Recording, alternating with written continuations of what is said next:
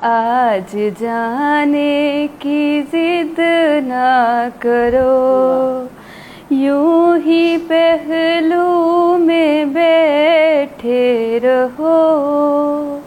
आज जाने की जिद ना करो, हाय मर जाएंगे हम तो लुट जाएंगे, ऐसी बातें किया ना करो।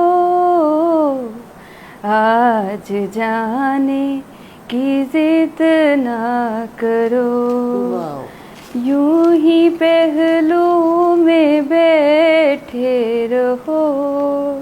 और ये मेरा फेवरेट शेर है। तुम ही सोचो जरा, क्यों न रोके तुम्हें, जान जाती है उठ के जाते हो तुम। तुमको अपनी कसम जाने जा, बात इतनी सी मान लो। आज जाने की जिद ना करो, यूं ही पहलू में बैठे रहो। वो कहते हैं दिल धड़कने का सबब याद आया, वो तेरी याद थी अब याद आया। आज मुश्किल था संभलना ए दोस्त, तू मुसीबत में अजब याद आया। दिन गुजारा था बड़ी मुश्किल से, दिन गुजारा था बड़ी मुश्किल से, फिर तेरा वादा इस शब याद आया।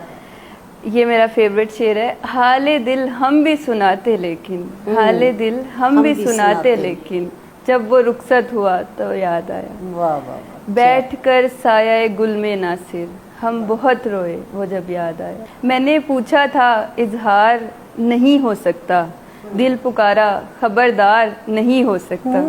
एक मोहब्बत तो कई बार हो सकती है, एक ही शख्स कई बार नहीं हो सकता।